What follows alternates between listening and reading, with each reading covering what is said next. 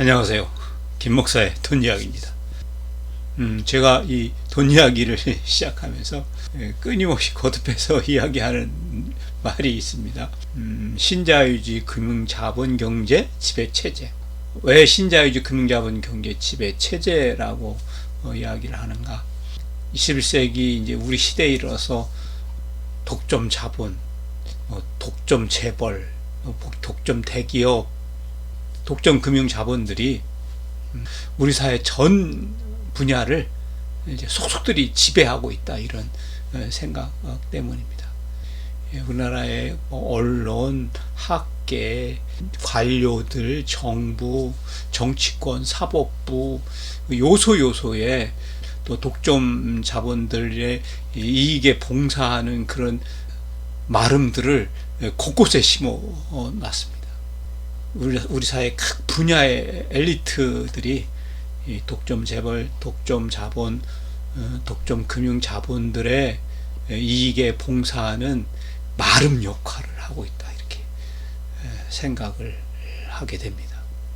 이렇게 우리 사회 전체가 신자유주의 금융자본 경제 지배 체제 안에서 놓여지게다 보니까 모든 사람들이 금융투자, 부동산 투자, 이런 대박을 꿈꾸며 이 대박을 쫓아서 활동을 할 수밖에 없습니다.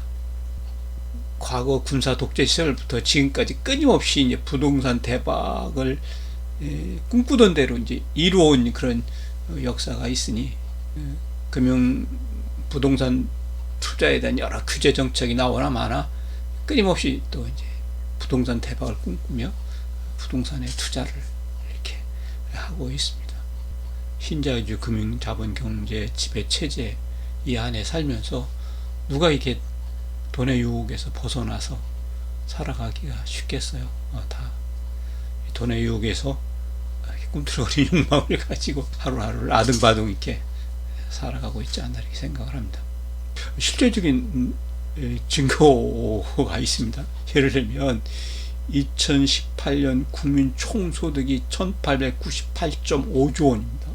그 가운데 2천만 명이 훨씬 넘는 임금 노동자들의 총소득은 743.9조 원에 불과합니다.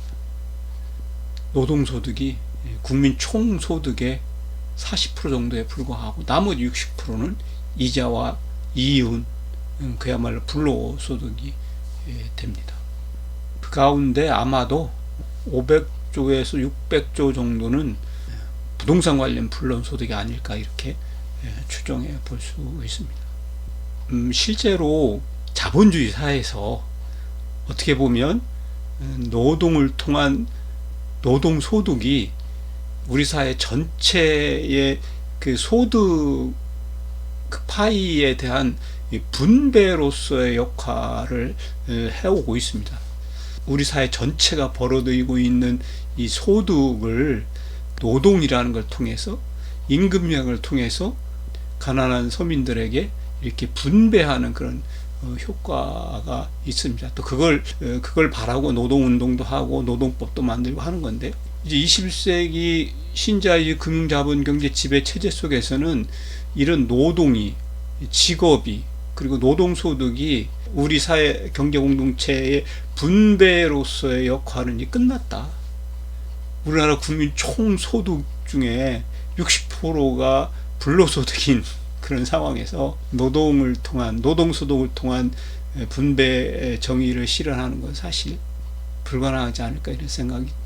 우리나라의 경제활동을 하는 모든 사람들의 경제생활에 내재화되어 있는 이런 불로소득에 대한 열망과 갈망들을 어떻게 치유하겠어요? 뭔가 새로운 발상, 새로운 방법으로 우리 사회 공동체가 벌어들이는 이런 총소득에 대한 정의로운 분배를 좀 해낼 수 있는 그런 방법들을 찾았으면 좋을 것 같다는 생각이 듭니다. 저는 그게 개인적으로는 기본소득이 될 수도 있겠다, 이렇게 생각을 합니다. 기본소득에 관련해서는 다음에 언제 좀 더 자세히 이야기할 수가 있을 거라고 생각을 합니다. 그런데 금융자본 경제가 뭐냐, 경제교과서에서는 실물경제, 금융경제 이런 이야기를 합니다. 실물경제, 금융경제 이 내용을 뭐 이제 경제교과서적으로 이렇게 이야기하려면 한도 끝도 없겠지만, 저는 개인적으로 간단하게 우리의 생활경제 속에서 금융경제가 뭐냐, 실물경제가 뭐냐, 저는 이렇게 이야기를 합니다. 실물경제는 내 주머니 속에서 돈이 나가서 내게 필요한 쓰임과 필요로 바꿔오고, 내게 필요한 서비스로 이게 바꿔오는 게 실물경제다. 금융경제란 내 호주머니 돈이 나가서 이자와 이윤을 물고 더 큰 돈으로 내 주머니 속으로 다시 돌아오는 게 금융경제다. 저는 이렇게 표현을 합니다. 뭐 이렇게 간단한 이야기를 통해서 분명하게 금융경제와 실물경제의 내용들을 충분히 이해하고 파악할 수 있지 않을까, 이렇게 생각을 해봅니다. 그러면 이렇게 21세기 이후에 우리나라 경우로 얘기하면 1997년 IMF와 그 IMF를 극복하는 과정 속에서 21세기 우리나라 경제 공동체가 한마디로 이제 신자유주의 금융자본 경제 지배 체제 속으로 완전하게 이렇게 전환되었다고 할 때, 그러면 21세기 신자유주의 금융자본 경제 체제 속에서 살아가고 있는 우리가 사는 이야기를 해보자고요. 우리가 사는 이야기를 가장 실감나게 잘 표현하는 계층이 청년 계층입니다. 청년들 뭐 예전부터 뭐 3포, 5포, 뭐 7포, 연애, 결혼, 출산을 포기하고, 뭐 집도 포기하고, 또 인생의 희망도 포기하고, 미래도 포기하고, 그리고 이 사람이 살아가면서 청년부터 장년까지 또 노년까지 이렇게 생각하고 이루어 나가야 될 모든 경제적인 그런 발달 과정들을 다 포기해버리는, 그래서 달관 세대라고 이야기를 해요. 달관 세대. 일본 말로 사토리 세대라고 하는데, 자기에게 주어진 이런 환경들에 적응하면서 자신이 갖고 있는 욕구들을 다 내버리고 마치 돛 닦은 사람처럼 이렇게 인생을 산다. 생으로 젊은 청춘들이 청춘 시절에 가져야 될 꿈과 미래의 경제적 생활 비전들을 다 포기해버리는 그런 상황에 처해 있습니다. 경제활동을 하고 있는 그 어른들이라고 해서 삶이 녹록한 건 아니죠. 자녀들이 이제 창성해서 뭐 대학을 진학하거나 뭐 결혼을 하거나 그러면 이제 부득이 또 빚을 내서 이렇게 자녀들을 공부를 시키고 출가를 시켜야 되는 그런 상황. 다 큰 그 자녀들이 제대로 된 직장을 갖지 못해서 이제 부모에게 얹혀 사는, 어떤 사람들이 캥거루족이라는 표현을 씁니다만, 그런 상황들이 우리의 삶의 실생활 경제 속에 늘 있는 그런 일상이 되어버리고 말았습니다. 저는 현대 금융자본 경제 체제 속에서 아주 두드러진 그런 경제학자들보다는 비주류 음모론 얘기하고 하는 그런 경제학자들을 좋아합니다. 대표적인 사람들이 이제 심션 미클러, 조나단 니짠 뭐 이런 사람들인데요. 그 사람들이 쓴 권력 자본론 이런 책들을 이제 읽으면서 21세기 금융자본 경제 체제 속에서 독점 자본들이 어떻게 가난한 사람들의 노동과 땀 흘며 목을 이렇게 착취하고 몰수하고 자본을 축적해 나가는지, 그리고 그렇게 자본을 축적해 나가는 목적이 무엇인지 뭐 이런 것들 좀 생각해 볼 수 있습니다. 특별히 21세기 신자유주의 금융자본 경제 지배체제 속에서 이제 칼 폴라니 공동체 경제, 존 케인즈의 국가 개입을 통한 수정 자본주의 뭐 이런 이야기들이 많이 이야기가 되고 있는데요. 국가가 시장에 개입을 해서 자유방임주의, 시장 자본주의의 그런 폐해를 좀 이렇게 치료하고 그 폐해를 축소시킬 수 있을까? 저는 어렵다고 생각을 합니다. 아니, 이 독점 자본, 독점 재벌, 독점 대기업에 포섭되지 않은 국가가 지구상에 있는가?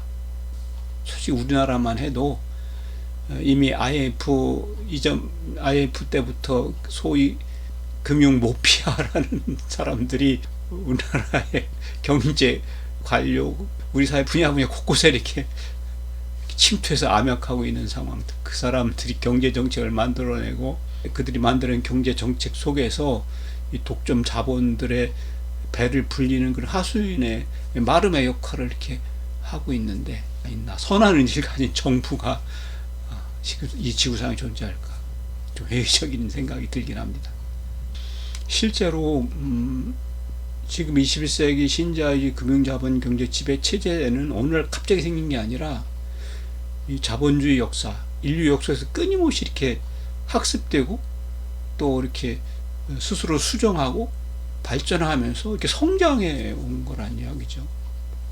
비근한 예로는 80년대 그 레이건노믹스, 70년대 후반에 대처리즘, 이런 정치 경제의 그런 책임을 진 국가 관료 아니면 정치 권력들이 자본들과 야합해서 끊임없이 이렇게 갈고 다듬으면서 성장해온 그런 지배체제입니다. 이 지배체가 하루아침에 생긴 지배체제는 아니죠. 이 지배체제가 하루아침에 이렇게 혁명적으로 변형될 리도 없고, 또 이 지배체제가 사실 서민들, 실제로 경제 활동을 하는 모든 사람들의 생활 속에, 생활 경제 속에, 그런 사람들의 삶 속에 이렇게 내재되어 있는 것이라서 이제 이거를 혁명적으로 타파하거나 개혁하거나 바꾸거나 그러기가 쉽지 않을 거다, 이렇게 생각을 하고 있습니다. 그렇다면 21세기 신자유주의 금융자본 경제 지배 체제에 대한 이 지배 체제가 만들어내는 여러 가지 사회 경제적 모순과 폐해에 대한 저항, 새로운 대안 제시, 새로운 대안적인 삶, 이런 것들을 이 체제 안에서 경제 활동을 하고 있는 모든 사람들이 조금씩 하나하나씩 실천해 내야 이 지배 체제를 바꿔내는데 한 발짝 한 발짝 나갈 수 있다, 이렇게 생각을 합니다. 물론 이 21세기 신자유주의 금융자본 경제 지배 체제가 이렇게 야금야금 인류의 역사 속에서, 인류의 경제 활동 속에서, 또 수많은 민초들의 생활 경제 속에서 야금야금 구축되어 왔고, 또 그렇게 구축된 지배 체제 안에 우리 모두가 그 지배 체제를 스스로 내재화해 오긴 했지만, 이 신자유주의 금융자본경 지배체제 안에서 대안적인 생활경제 영역들을 이렇게 조금씩 만들어 나갈 수 있지 않을까 생각합니다. 그러려면 이런 21세기 신자유주의 금융자본경제 체제에서 이 독점 금융자본, 독점 재벌, 독점 대기업들이 부리는 여러 가지 음모와 술수들을 그냥 그냥 유언비어 술수 이렇게만 생각할 게 아니라 좀 하나하나 이렇게 파헤쳐보고 까발려 볼 필요가 있다고 이렇게 생각을 합니다. 특별히 우리나라는 이제 IMF 외환위기를 맞으면서 그 IMF 외환위기를 극복하는 과정에서 정말 우리도 모르는 사이에 아주 급격하게 신자유주의 금융자본 경제 지배 체제 속으로 이렇게 우리 서민들의 생활 경제가 넉넉히 이렇게 빨려 들어가는 그런 역사적 상황이 있습니다. 그렇게 해서 만들어낸 수많은 폐해들, 이루 말할 수 없는 폐해들이 있습니다. 요즘에 우리나라 그 은행들이 그 불안전 판매로 크게 욕을 먹고 있는지 DLS, DLF 같은 그런 파생 상품들이 문제가 되고 있습니다. DLS란 D는 파생 상품이란 그런 걸 표시하는 약자고요. L은 연계되었다. S는 증권. 근데 DLS 증권은 이제 증권회사만 판매를 할 수 있잖아요. 그러니까 이걸 펀드로 만들어서 은행들이 판매를 할 수 있도록 DLF라는 이제 파생 상품을 만들었습니다. DLS, DLF의 대표적인 게 이제 독일 10년짜리 국채의 금리와 연동된 그런 파생 상품들이 대부분이었는데요. 이 파생 상품들이 어떻게 우리나라 증권회사에서 증권으로 발행되었는가 하는 그런 뒷이야기들이 흘러나오고 있습니다. 미국의 이제 중앙은행은 국가가 주도하는 것처럼 되어 있지만 민간 주식회사예요. 민간 주식회사가 한 국가의 중앙은행을 맡고 있는 건데, 원래 이제 유럽의 중앙은행들이, 영국의 영란은행부터 시작해서 중앙은행들이 사실은 민간은행으로 출발을 하긴 했습니다만, 어쨌든 그 미국 연준과 미국 월가는 한통 속이죠. 그래서 2008년 세계 금융위기 이후 연준이 금리를 잔뜩 내리고 저개발 국가, 개발도상국가의 금융시장을 이제 이머징 마켓이라고 표현을 하는데요. 저개발 국가의 금융시장으로 달러가 이렇게 막 풀려나가면서 전 세계적으로 이제 금융 거품을 일으켰죠. 2008년 미국 월가발 세계 금융위기 이후에 미국 연준과 월가가 이렇게 한통 속으로 미국의 금리를 낮춤으로써 달러가 전 세계를 퍼져나가서 전 세계의 저개발 국가의 금융시장에서 거품을 일으키고, 그 거품을 이제 몰수해 가는 작업들을 이제 계획을 해요. 이걸 이제 세계 금융위기 10년 주기설 뭐 이런 얘기로 표현을 합니다. 나중에 그 얘기는 언젠가 할 기회가 있겠지만, 어쨌든 그러기 위해서 미국 연준이 2017년 한 12월쯤에 그 이자 금리를 올려요. 금리를 올리고 2018년에 세 차례 금리를 올립니다. 이렇게 미국 연준이 금리를 올리면 전 세계에 퍼져나갔던 달러들이 이제 미국의 금융시장 월가로 다시 이렇게 들어오게 되죠. 그러면 저개발 국가 금융시장의 그 거품들이 꺼지기 시작합니다. 그 거품을 이제 월가의 금융회사들이 몰수해가는 그런 과정인데요. 이게 저개발 국가의 뭐 이머징 마켓이라는 금융시장에서 뿐만 아니라 이런 현상들은 유럽에서도 벌어지는 거죠. 그래서 유럽 금융의 핵심 세력인 독일, 이제 마르크화, 그 마르크화로 표시된 독일 국채 채권의 금리가 올라가게 돼요. 이게 설명하면, 이제 채권 시장에서는 금리가 올라가면 투자자들이 손해를 보는 것이고, 금리가 내려가면 투자자들이 이익을 보는 그런 구조예요. 이렇게 연준이 미국의 금리를 올리고, 또 그래서 전 세계 달러가 이제 월가라는 금융시장으로 이렇게 몰리면서 전 세계의 이제 주요 채권들의 금리가 이렇게 샥 올라가게 되는 거죠. 그래서 미국 월가의 이제 금융회사들, JP 모건 같은 금융회사들이 이제 독일의 10년 만기 국채의 금리가 오르면 이익을 보는 그런 파생 상품들을 만들어서 거기에 베팅들을 막 해 넣었습니다. 뭐 이거 눈 감고 헤엄치는 거예요. 이제 음모설이라는 관점에서 이야기를 하면, 이렇게 이제 미국 연준이 금리를 올리고 전 세계로 퍼졌던 달러가 전 세계 금융시장에서 일으켰던 거품들이 한참 커졌을 때 이렇게 달러를 빼가면 거품이 무너지고 그 이익을 이제 월가의 금융회사들이 몰수해가는 이런 음모론 관점에서 보면 당연한 투자예요.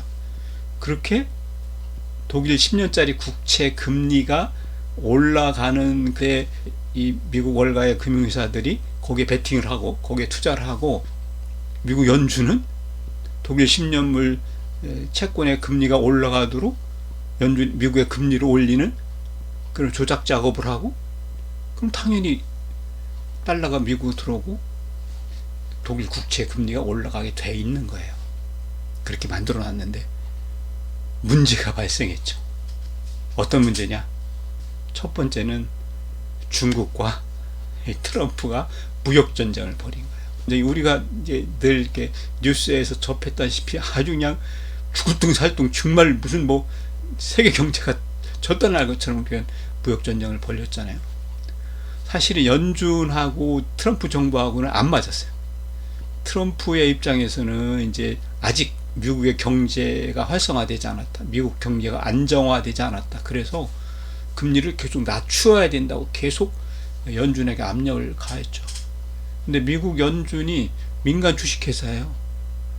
물론 미국 정부가 미국 연준의 이사장을 신임하고 임명하곤 하지만 기본적인 지배구조가 주식회사입니다. 그러니 미국 연준과 한통속이 되는 월가의 금융자본들이 트럼프 말을 들을 리가 없죠. 트럼프는 계속해서 미국 경제의 활성화와 안정을 위해서 금리를 내려주기로 했는데 이제 연준과 월가의 금융자본들의 판단에서는 이제 전 세계에 이렇게 커진 거품을 몰수할 때가 됐다. 이걸 뭐 이제 은어로 양탈깎기 뭐 이렇게 표현하는데요. 그때가 됐다. 그래서 그렇게 작업을 합니다. 그런데 이제 트럼프하고 중국하고 아주 심각하게 무역 분쟁을 일으키고 그게 이제 굉장히 큰 전 세계의 금융시장, 전 세계 경제에 큰 불안 요소가 되죠. 사실 미국하고 중국이 싸울 수밖에 없었다고 생각이 되는데요. 그 이유가 뭐냐면 원래 이제 중국은 지금까지 전 세계의 여러 가지 소비재를 공급하는 소비재 공급 국가로서 역할을 해왔어요. 옷이라든가 뭐 전자제품이라든가 이런 아주 저기술 소비재들을 생산하고 그것을 전 세계 싼 값으로 공급하는 그런 공급망의 역할을 해왔는데 이제 2015년에 중국 리커창 총리가 중국 제조 2025를 발표를 합니다. 이제 중국은 이렇게 싸구려 제품만 만들 게 아니라 최첨단 소비재, 최첨단 제품들, 최첨단 물품들을 생산하겠다. IT 분야, AI 분야에서 또 반도체 분야에서 세계 최고의 생산력을 또 세계 최고의 기술력을 갖추겠다. 이렇게 발표를 합니다. 특별히 이제 그 반도체 분야에 10년 동안 어마어마한 돈을 투자하겠다. 그런 계획까지 다 발표를 하죠. 그러면서 미국의 입장에서는 중국이 그냥 이렇게 저기술 소비재나 생산해서 공급하면 뭐 큰 트러블이 없을 텐데 이제 최첨단 그런 소비재까지 최첨단 그런 과학기술이 들어가는 그런 모든 제품들을 다 이 중국이 생산하겠다라고 하니까 최첨단 산업까지 이렇게 독점 생산하고 전 세계가 전 지구촌이 소비해 주는 그런 구조는 이제 미국에서 용납할 수 없는 구조죠. 더구나 이제 그런 최첨단 소비재를 생산하기 위해서 중국이 끊임없이 미국에서 과학기술을 스파이짓을 해서 훔쳐갈 수밖에 없다라는 생각을 미국이 하게 되니 싸울 수밖에 없는 거죠. 그래서 트럼프 정부뿐만 아니라 미국의 조야는 다 똑같은 생각일 거예요.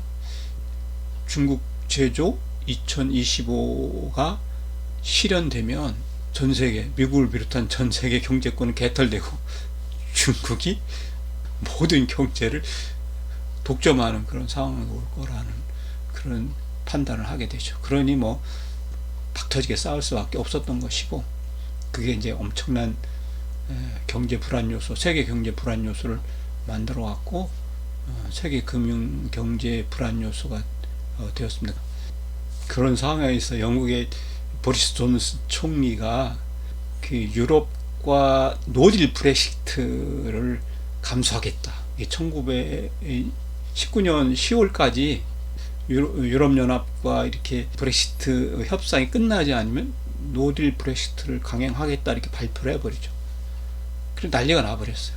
전 세계 경제에 암울한 구름이 잔뜩 끼게 된 거죠. 그러다 보니 연준도 금리를 올리다가 갑자기 금리를 내리기 시작을 했습니다. 그러면서 10년 만기 독일 국채 금리가 떨어지기 시작했죠.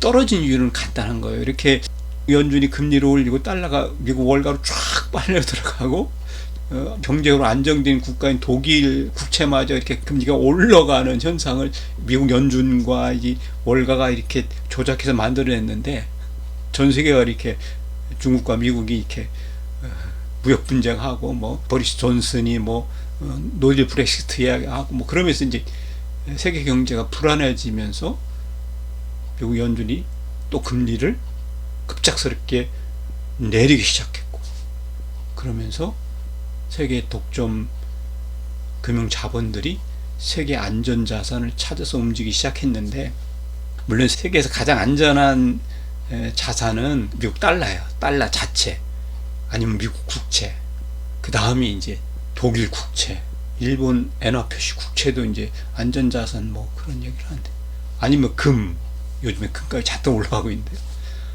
되려 미국의 월가로 쫙 몰려들던 돈이 다시 이런 안전자산을 통해서 독일로 막 이렇게 뭐 일본으로 막 빠져나가는 거예요. 그러니까 독일 국채 금리가 투자자들이 막 몰려들면서 떨어지기 시작했죠. 그래서 월가의 JP모건 같은 금융회사들이 아주 깜짝 놀라서 자기들이 독일 국채 금리가 올라가는데 베팅을 해놨는데 떨어지고 있으니 그 손해를 만회하기 위해서 독일 국채 10년물 금리에 연동된 파생 상품 DLS, DLF 설계도를 만들어 가지고 급하게 이제 우리나라 증권 회사들을 찾아온 거예요. 우리나라만 찾아왔겠어요. 뭐 전 세계 이머징 마켓 시장, 금융 시장에 가서 다 그런 설계도를 들여밀었겠죠. 그리고 우리나라 증권 회사에 회사 설계도를 주고, 이 설계도를 증권을 좀 발행을 해라. 수수료 잔뜩 줄게.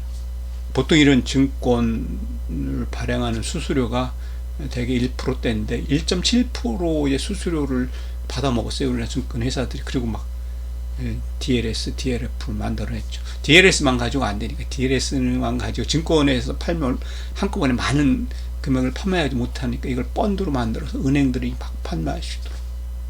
은행 판매 수수료는 1.4% 정도까지 이제 고율의 판매 수수료를 줬습니다. 근데 이 DLS, DLF 만기가 6개월짜리니까 은행들은 1년에 3% 정도의 수수료를 받아 먹은 거예요. 그리고 막 불안전 판매를 한 거죠. 그래서 졸지에 우리나라 그런 시중은행에 빅 대우를 받으면서, 높은 고객 대우를 받으면서 이렇게 은행에 가면 이제 빅들이 가는 특별 라운지들이 있더라고요. 어쨌든 그런 데 가면서 이렇게 은행에서 이렇게 높임을 받았던 그 몇 억씩 은행에 저축해 놓은 그런 할아버지 할머니들 쌈짓돈이 다 날아가게 됐죠. 또 근래에 문제가 되고 있는 사모펀드도 그래. 사모펀드도 어쨌든 뭐 혁신 경제를 위한 천사 펀드를 만들자. 그래서 뭐 모험 자본들을 많이 활성화시켜서 혁신 기업들에게 투자할 수 있는 그런 토대를 만들자 해가지고 사모펀드 법을 바꿔버렸어요. 2015년까지만 해도 사모펀드를 만들려면 100명 이하의 그런 사람들을 모아야 됐고, 초기 자본도 5억 이상을 모아야 됐습니다. 그런데 이제 초기 자본을 뭐 1억 정도만 모아도 되고, 사모펀드의 가입자를 50명 미만으로까지 낮춰놓고, 그래서 더 중요한 건 사모펀드에 대한 모든 규제를 다 없애버린 거예요. 옛날엔 사모펀드를 만들려면 인가를 받아야 됐는데, 요즘 만들어 놓고 그냥 신고만 하면 되고, 그렇게 옛날에 인가받은 사모펀드가 어떻게 운영되는지 금융감독원에 보고를 해서 감시 감독을 받게 되는데, 그런 모든 감시 감독도 이제 받지 않아도 되게 확 풀어버렸어요. 그래서 2015년에 뭐 우리나라 토종 사모펀드가 몇십 개밖에 안 됐는데, 지금은 230개, 제가 정확하게 숫자를 모르겠는데 230개 정도 됐고, 펀드 모금액도 뭐 430조 뭐 이렇게 엄청나게 이렇게 커져 버렸죠. 사모펀드 자산운용회사가 이렇게 뭐 230개 이렇게 늘어나고, 자산 규모가 430조 이렇게 늘어났는데, 이 공룡 사모펀드를 감시하는 사람도 없고, 또 이제 이 공룡 사모펀드가 자신들의 자산 운용에 대해서 어디 보고할 필요도 없고, 누구로부터 간섭 받을 수 없는, 그러니 이 사모펀드로 인한 사기 판매, 이런 결과는 불을 보듯 뻔한 것이었어요. 올게 온 거죠. 그게 이제 지금에 와 다 터져버리는 거죠. 뭐 제가 이렇게 단언할 수는 없겠지만, 우리나라 사모펀드의 거의 뭐 60%, 70%는 다 부실일 거다, 지금. 까놓고 보면 다 깡통일 거다 이런 생각을 합니다. 실제로 우리나라 이제 그 사모펀드 자산운용사를 만드는 사람들을 제가 비하하는 게 아니지만 그저 보험이나 팔고 뭐 어디 펀드나 팔던 그런 사람들이 뭐 이렇게 그 얄팍한 금융주식을 가지고 쏙닥쏙닥 이렇게 만들어낸 게 거의 대부분일 거라고 생각합니다. 그러니 뭐 애국에 이렇게 투자를 한다, 애국의 주식을 투자한다, 아니면 뭐 애국의 부동산을 투자를 한다, 애국의 어떤 뭐 자산에 투자한다, 이 모든 게 사실 우리나라 사모펀드의 자산운용사들은 직접 투자할 만한 그런 능력이 없어요. 다들 이제 간접 투자, 재투자. 그리고 이제 간접 투자, 재투자하는 현지 그런 금융회사들이 다 부실화돼서 거래 금지가 돼 있는데 그것도 모르고 거기 계속 돈을 꼬라박는.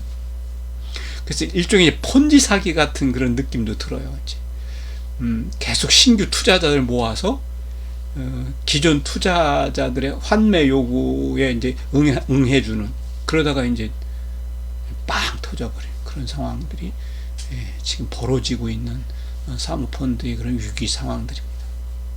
이와 관련해서 이제 노동자인가 자본 투자자인가, 아마 우리나라 대기업 정규직 노동자들은 많은 수가 이렇게 일 끝나고 작업을 갈아입으면서 핸드폰을 보고 이렇게 주식시장을 검색하고 그런 사람들 많이 봤을 거예요. 2018년 말 결산법인 주주수들을 이렇게 통계에 내놓은 걸 보면요, 561만 명이에요. 결산법인 기업의 주주수가 561만 명. 아마도 우리나라 그 금융시장에서 직접 주식 투자를 하고 있는 사람들이 600만이 넘을 거다 이렇게 예상이 됩니다. 특별히 이제 이 코로나 전국에 이제 주식시장이 요동을 치니까 뭐 동학개미, 이럴 때 투자 안 하면 언제 투자하냐. 우리가 IMF 경험이 있죠. IMF 때 그냥 휴지주에 과학된 그 주식들을 뭐 주워 모아서 뭐 몇십억을 벌었네, 몇백억을 벌었네 하는 그런 전설 같은 주식 투자 고수들이 많이 있잖아요. 거의 다 사기이지만, 그러니 이제 이렇게 코로나 전국에 이렇게 주식시장이 춤을 출 때 이때만 투자할 때다. 그리고 이제 동학개미라는 이름으로 이제 막 개미들이 투자를 합니다. 대학생들 사이에서는 가치 투자, 청년들이 가치 투자라는 표현을 쓰는데 가치 투자가 아니고 함께 투자하자는 거예요. 그래서 함께 이제 기업 분석도 하고 기업 재무 구조도 분석하고 뭐 하면서 이제 나름대로 이제 그렇게 공부하면서 이렇게 투자를 합니다. 그래서 이 코로나 전국에서 전 세계 금융시장에서 주식들이 사실 어쨌든 뭐 등락은 있고 뭐 이렇게 널뛰기는 했지만 어쨌든 하락 추세인데 우리나라만 계속 상승하고 있는 거예요. 이렇게 상승 기조를 이 동학개미, 개미 투자자들이 이렇게 떠받치고 있는 건데요. 근데 요사한 건 우리나라 금융 관료들이 전에 그 6개월 공매도 중지를 풀겠다고 나섰어요. 이 코로나 전국에서 외국인 투자들이 상당 부분 주식을 팔고 한국 주식시장을 떠난 거거든요. 근데 한국 주식시장이 계속 폭락하지 않고 거품이 계속 물고 왔어요. 거품이 계속 늘어나고 있으니까 외국 투자자들이 한국 주식시장에 다시 들어와야 되는데, 이렇게 팔고 떠난 외국인들이 다시 들어올 수 있는 방법은 공매도밖에 없어요. 공매도를 통해서 한국 동학개미들이 한국 주식시장에 이렇게 버텨놓은 이 거품들을 몰수해 가려는 그런 계획들을 하고 있는데, 그거를 한국 금융관료들이, 소위 모피아들이 도와주겠다는 거죠. 공매도를 다시 허락을 해서 외국 기관 외국인 투자자들이 공매도를 통해서 한국 주식시장으로 돌아오고 한국 주식시장의 거품을 몰수해 가도록 하겠다. 흉악한 놈들, 아주 흉악한 금융 관료들입니다. 근데 우리나라 동학개미들이 난리가 났죠. 그래서 공매도 중지를 연장시켰는데, 언젠가는 공매도를 허락하면 이렇게 또 개미들이 키워놓은 그런 거품들을 걔들이 이제 몰수해 갈 거예요. 근데 이런 공매도를 개인 투자자들이 하기 쉽지 않습니다. 개인 투자자들에게 이 공매도 하도록 우리나라 증권회사들이 이 주식을 빌려주지를 않아요. 그래서 2019년에 우리나라 공매도 규모가 103조 5천억 정도 되는데 거의 99%를 외국인 투자자들이 했어요. 우리나라 개미 투자자들이 이 2019년에 공매도에 참여한 비율이 1%도 안 되는 거죠. 그럼에도 불구하고 우리나라 그 금융시장의 주식시장의 투자자들 총 투자자들 중에 개미 투자들이 사실 98%예요. 98%가 개미 투자자들인 거예요. 근데 98%의 개미 투자자들이 가지고 있는 주식시장에서 소유하는 주식의 비율은 20% 미만일 거예요. 뭐 실제로 우리나라 주식시장의 시가총액 1800조라고 해도 세계 금융시장의 세계 주식시장의 시가총액에서 차지하는 비중은 2%도 안 될 거예요. 그게 보잘것없는 거예요. 여기에 수많은 개미 투자에 달려들어 있지만 그 개미 투자들이 가지고 있는 비중은 소유하고 있는 주식의 비중은 20%도 안 되는 미만일 것이고, 그리고 이제 그 우리나라 주식 시장의 시가총액의 한 10% 정도가 이제 매일매일 거래되는 거래 금액이라고 할 수 있겠는데요. 여기에서 외국인이 거래하는 규모가 한 1조 원 정도가 되는 거예요. 그러면 외국인이 주식을 팔면 우리나라 주식 폭락하는 거고, 외국인이 사면 주식값이 올라가는 거예요. 외국인들이 다 좌지우지하는 거죠. 그 외국인 투자자들의 틈바구니에서 개미 투자자들이 얼마나 주식 대박을 낼 수 있을지 잘 모르겠습니다. 그런데다가 외국인 투기 자본들의 이익에 봉사하려는 우리나라 금융 모피아들이 우리나라 금융시장 곳곳에 침투해서 암약을 하잖아요. 외국인들이 우리나라 주식시장에서 거품이 생기는 족족 몰수해 가도록 이 금융 모피아들이 그 외국 투기 자본들의 그런 마름 역할을 아주 충실히 잘 하고 있습니다. 그렇게 외국 투기 금융 자본이 마름 역할을 해서 우리나라 금융 관료들에게 어떤 이익이 있는지 모르겠지만, 어쨌든 외국인 투기 금융 자본의 그런 아주 강력한 그런 마름 관료들이 우리나라 금융 곳곳에 뿌리박고 있는데, 개미 투자들이 거기 들어가서 어떻게 대박을 낼 수 있을지 의심스럽기만 합니다. 오늘은 약간 음모론적인 관점에서 우리나라 21세기 신자유주의 금융자본경제 지배 체제의 그런 내막들을 좀 이렇게 살펴봤습니다. 언젠가는 이제 IMF 외환위기, 그로 인한 우리나라 그 금융시장의 신자유주의 금융자본 지배 체제의 형성 과정, 이런 것들 언젠가 자세하게, 아니면 펀드에 관한 여러 가지 금융의 보험 그런 거에 관한 자세한 이야기들은 언젠가 할 기회가 있을 것이고요. 그때 좀 더 자세히 이야기하는 것으로 하겠습니다. 오늘 여기서 마치겠습니다.